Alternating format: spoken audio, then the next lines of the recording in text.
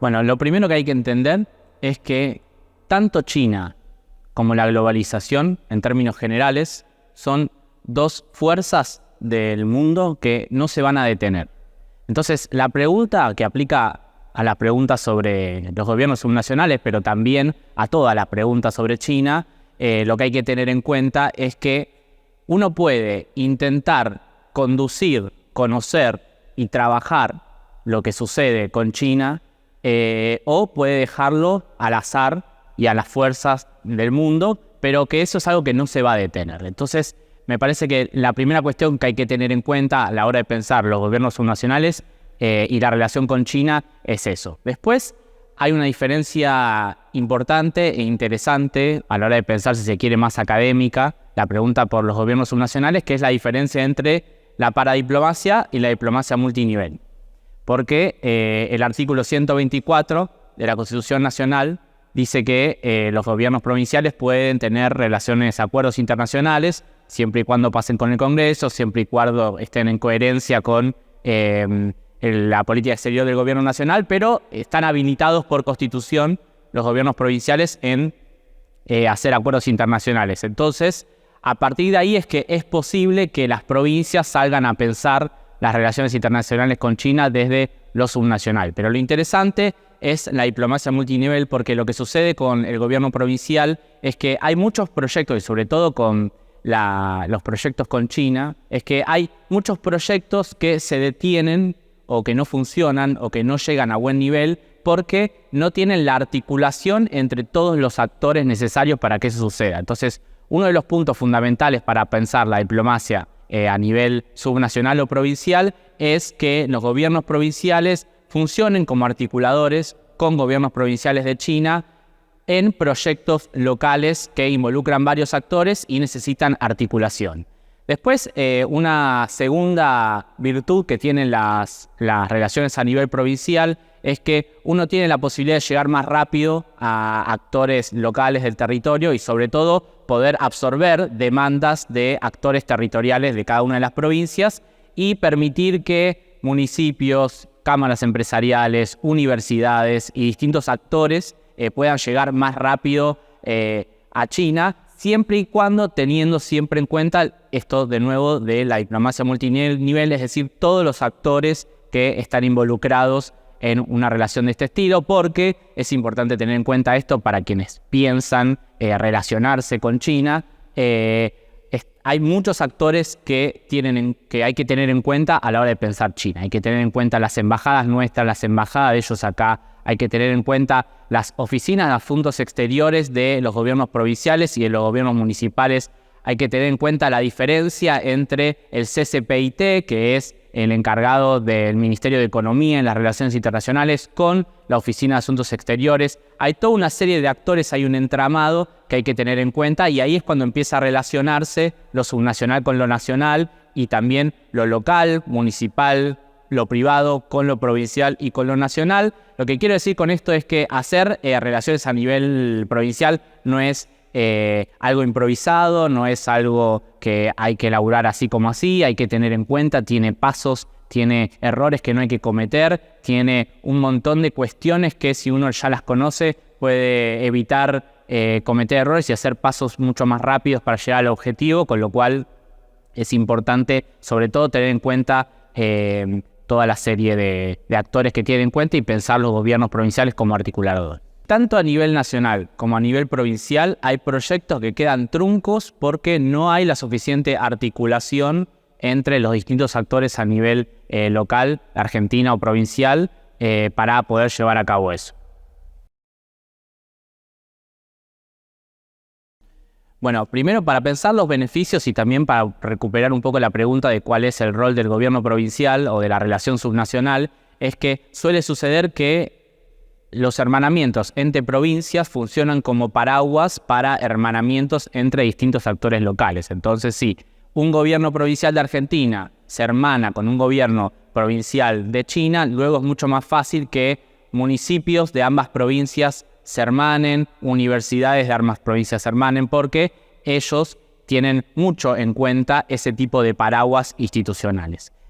Respecto a beneficios específicos, y este es uno de los temas de por qué es importante tener el conocimiento de cómo es el paso y cómo es la articulación necesaria para llegar a los objetivos. Bueno, la cuestión está en que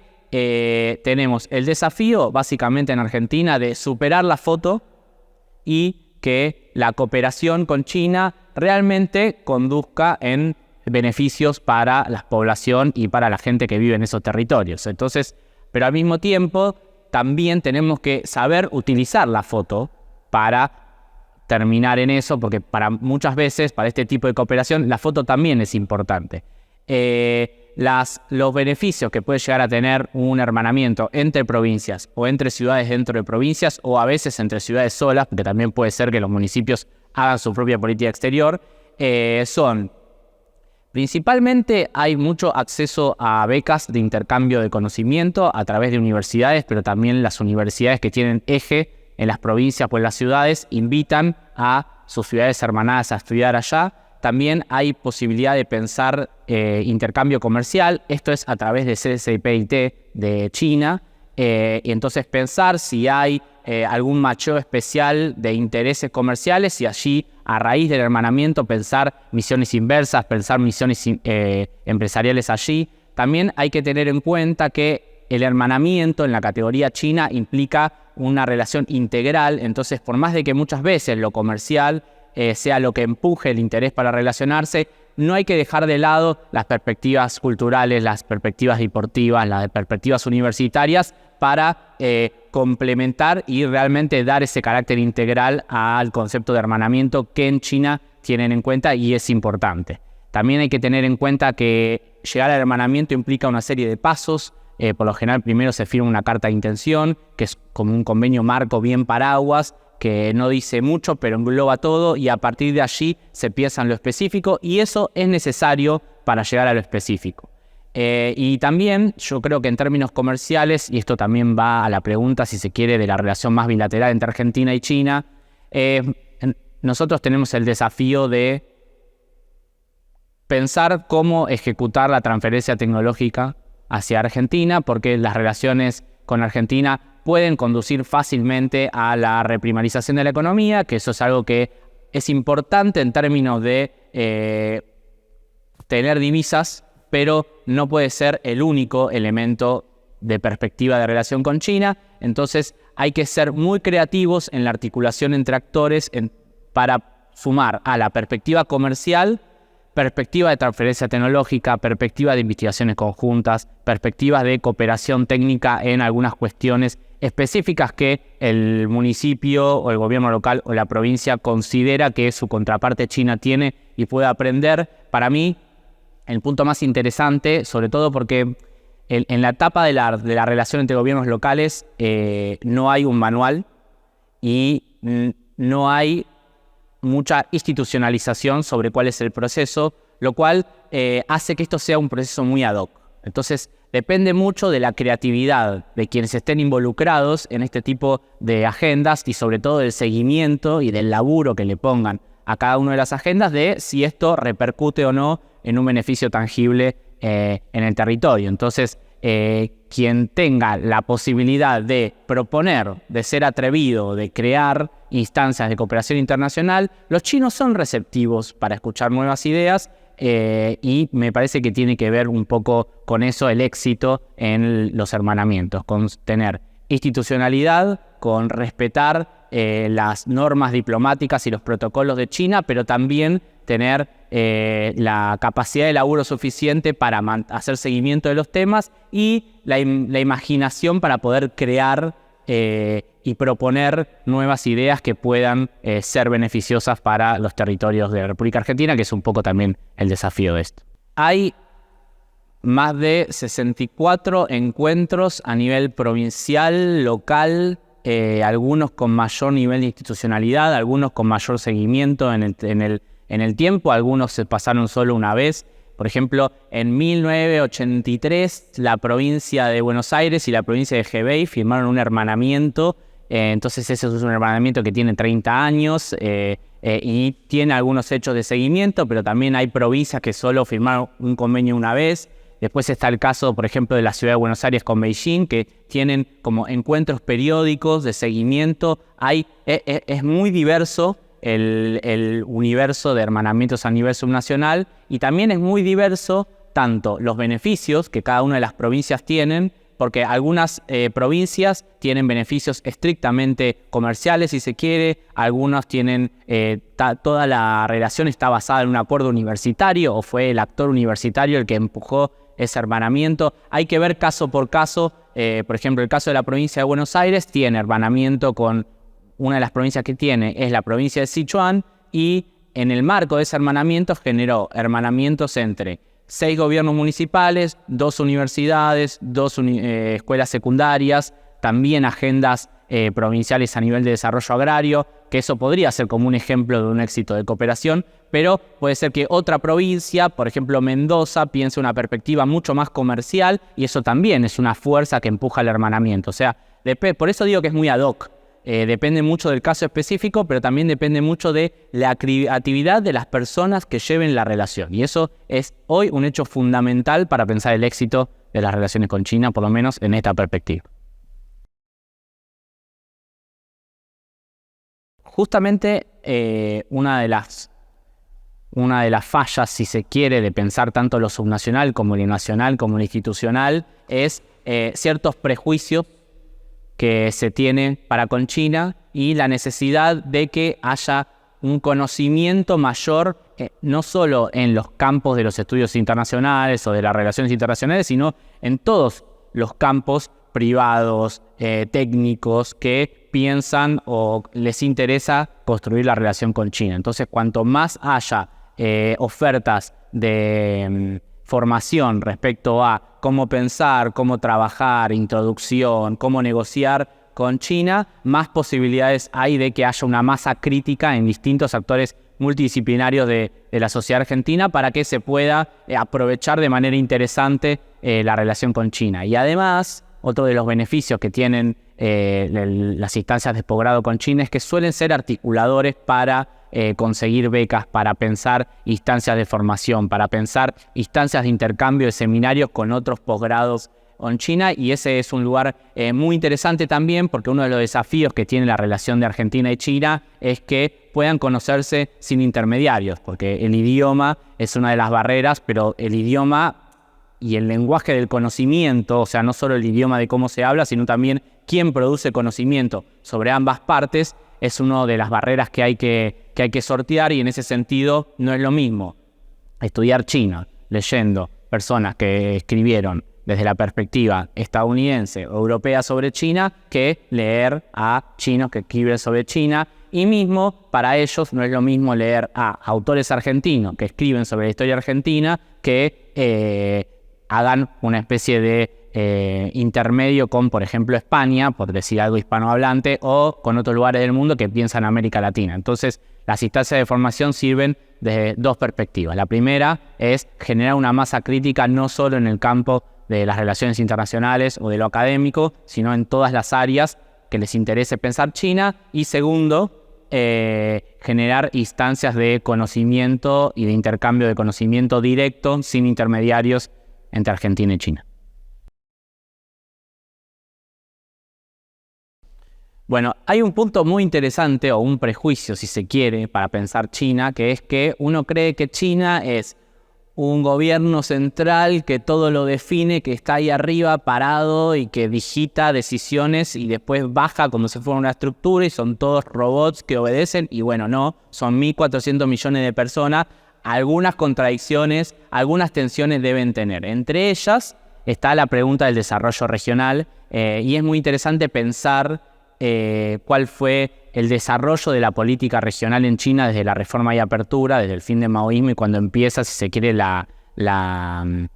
perspectiva del capitalismo con características chinas, que inicia a través de Deng Xiaoping, y cómo fue cambiando eso en el tiempo, para entender sobre todo, no solo para si se quiere, para aplicar la política de desarrollo local, sino para entender con quién hacer cooperación, porque la idea de entender China es entender con quién, cómo, bueno, por acá de este lado, con ellos de otra manera. Me parece que el conocimiento siempre tiene que ser conocimiento aplicado. para cualquiera sea el objetivo que nosotros tengamos, no solo conocimiento per se, porque Argentina y los actores de Argentina tenemos necesidades soberanas y nosotros tenemos que pensar en China cómo desarrollar esas necesidades soberanas. Entonces el conocimiento con China o con cualquier país del mundo es siempre conocimiento para la acción. Y en este sentido es interesante pensar cómo China en los 80 primero pasa por un gran proceso de descentralización.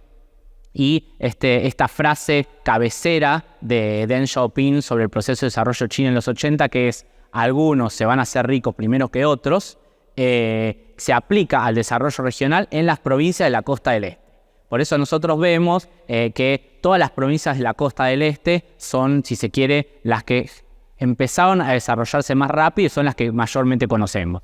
Beijing, Shanghai, Jiangsu, Zhejiang, Guangdong, etc. Entonces, lo que generó ese proceso de descentralización de los 80, porque ¿qué pasó con China? China tenía el objetivo de generar mayor eficiencia y para eso tuvo que sacarle a las empresas la carga administrativa y social y dársela a las provincias.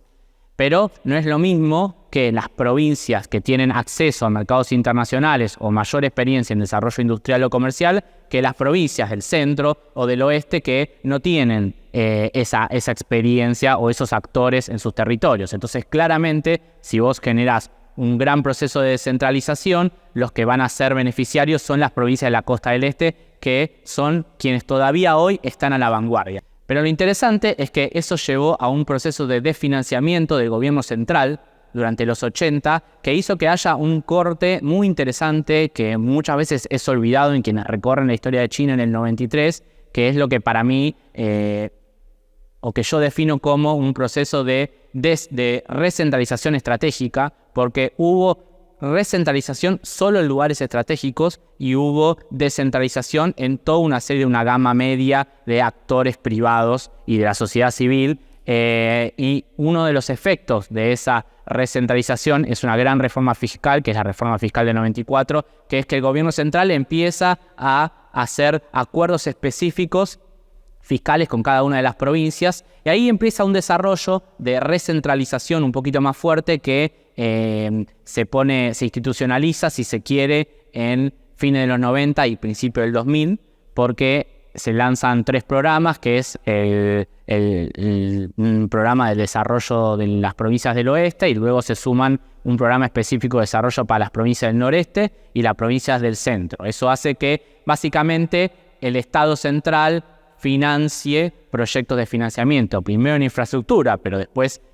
en ciencia y técnica, universitarios, logísticos, etcétera, en el resto de las provincias, y se empieza a pensar como una serie de equilibrio regional a partir de fines de los 2000. Ahora, ¿sucedió ese equilibrio regional? No. ¿Por qué? Porque las provincias de la costa del este todo el tiempo y todavía están a la vanguardia del desarrollo. Lo que sí hubo es la emergencia de ciertos actores y de ciertas provincias en ciertos temas específicos. Por ejemplo, la provincia de Sichuan y la ciudad de Chengdu es un polo muy importante para pensar toda la región del oeste. Por ejemplo, la ciudad de Chongqing es la única ciudad de China que tiene la categoría de provincia. Son 4 ciudades en China que tienen categoría de provincia, son Beijing, Tianjin y Shanghai. La única provincia que no está en la costa del este es Chongqing. O sea, hay guiños del gobierno central para pensar el desarrollo regional un poco más balanceado, pero hay que entender que de todas maneras la vanguardia de algunos sectores todavía está en la costa del este. Entonces, ¿para qué nos sirve todo esto? Bueno, nos sirve para lo siguiente. Por lo general, y esta es como un poco mi hipótesis, si se quiere, de cómo pensar las relaciones subnacionales, unos como tiende a buscar lo que conoce y lo único que escucha, entonces está el objetivo de pensar el relacionamiento solo con las provincias de la costa del este, que son las que más conoce de oído, porque son las que más tienen vinculación, etc. Pero en términos de poder, es difícil llegar a instancias de cooperación reales con la provincia de la costa del este, y sin embargo, es mucho más sencillo acceder a diálogos de igual a igual con provincias de otras regiones, y en términos de escala y en términos de desarrollo sigue siendo muy beneficioso para las ciudades o para la provincia de Argentina, porque si nosotros nos relacionamos con la provincia de Sichuan, que tiene 90 millones de personas, que es lo mismo que relacionarse con toda la Argentina. Entonces, de todas maneras, sigue siendo beneficioso y a veces es un poquito más sencillo hacer vínculos porque a las provincias que no son las provincias de vanguardia les sirve también mostrar que tienen posicionamiento internacional con América Latina y entonces ahí es más probable llegar a buen puerto. Entonces, en ese sentido es que sirve un poco pensar dónde está el desarrollo regional. También hay algunas pistas de qué van a hacer ahora con las políticas de desarrollo regional porque están pensando en desarrollos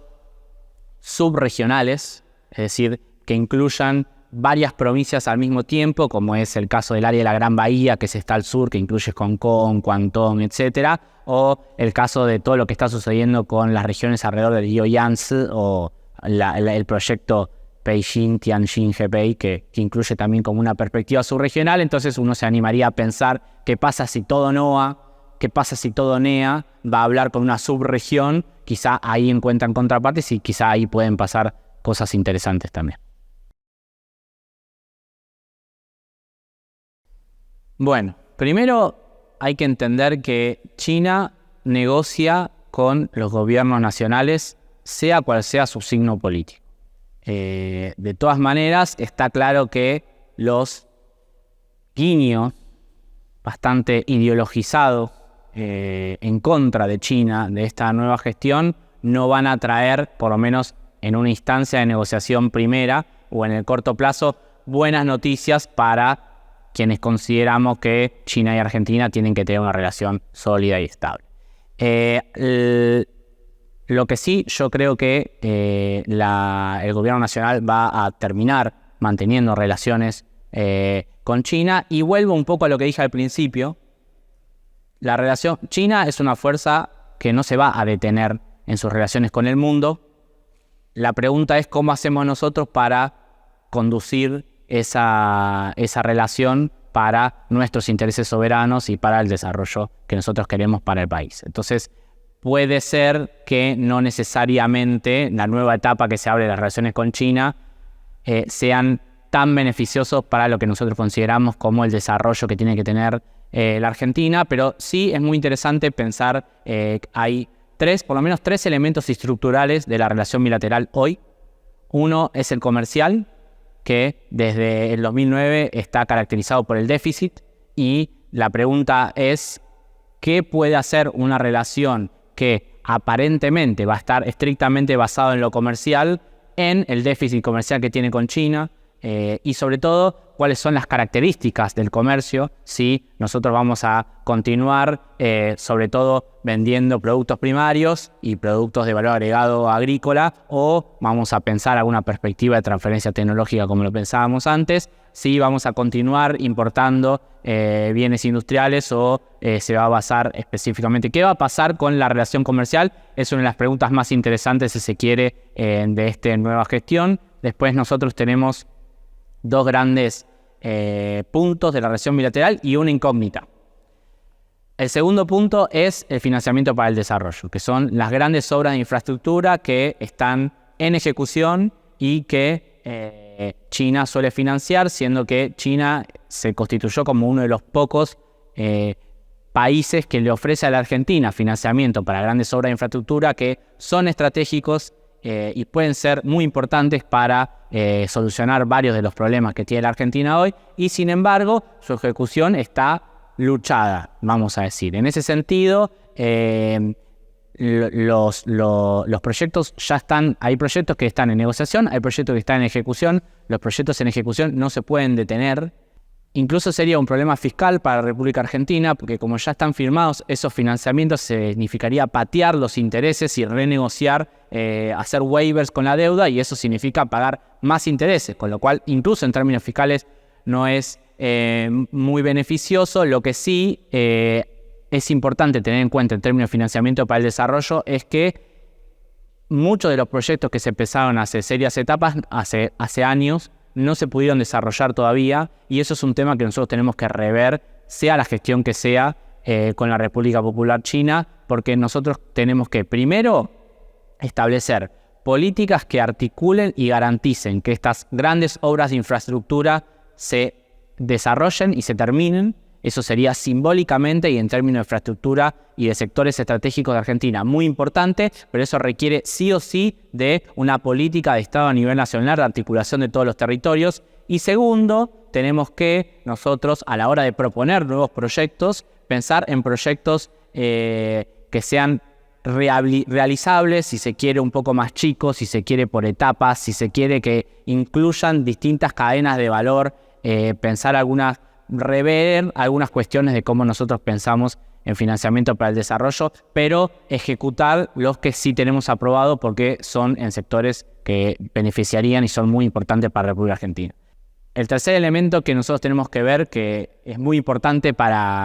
en relación a la coyuntura actual, es todo el nuevo esquema de relación que se abrió a partir del año pasado, que es a través del swap, que ya venía de antes, pero tomó mucha más relevancia ahora. Yo creo que ese tipo de cooperación es lo que marca una especie de nueva era en las relaciones bilaterales, a pesar de que la nueva era va a estar marcada por el ingreso de Argentina a la iniciativa de la Franja de la Ruta, que quizás fue condición de posibilidad para lo importante que fue el swap el año pasado en la posibilidad de cubrir los vencimientos del FMI, es decir, que se piensa o no China también como un prestamista de última instancia, y no solo en Argentina, sino en otros países del mundo. Esa es la gran pregunta hoy, porque la Argentina tiene la necesidad de contar con el swap de la República Popular China para hacerle frente a ciertos vencimientos, y eso es lo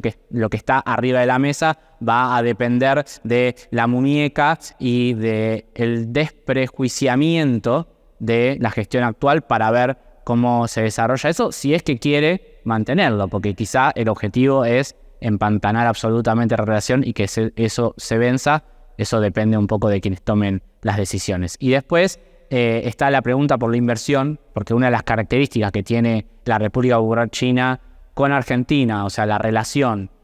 a diferencia de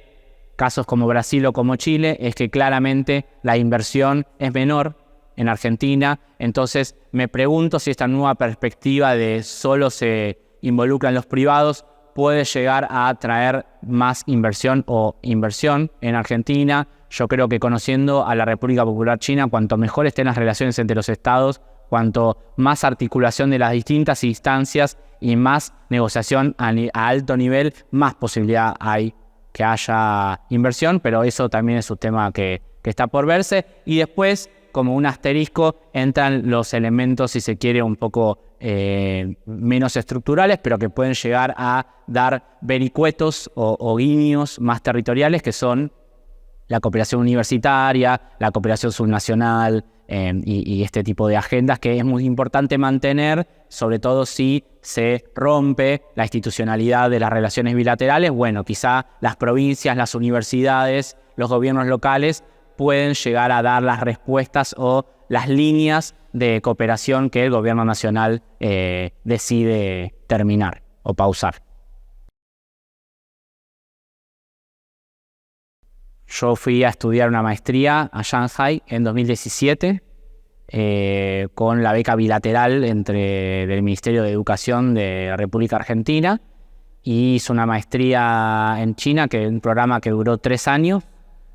La República Popular China tiene toda una gama de oferta de ir a estudiar a China, porque ellos tienen un dicho que es que mejor ver algo una vez que escucharlo 100 veces. Entonces, para quienes piensan China, para quienes les interesa China, es muy interesante poder hacer una instancia de estudios en China. También hay que entender que la característica de estudiante en China tiene la característica de ser estudiante de China. Uno no va a hacer negocios a China, no va a trabajar, no va a hacer política, va a estudiar. Luego está todo lo que uno hace con ese conocimiento una vez que regresa a la Argentina y que realmente funciona el hecho de hacer una instancia allá para venir a pensar otro tipo de articulación. Pero por supuesto que la posibilidad de estudiar en China es un privilegio y un esfuerzo también que vale la pena hacer para quienes les interesa no solo pensar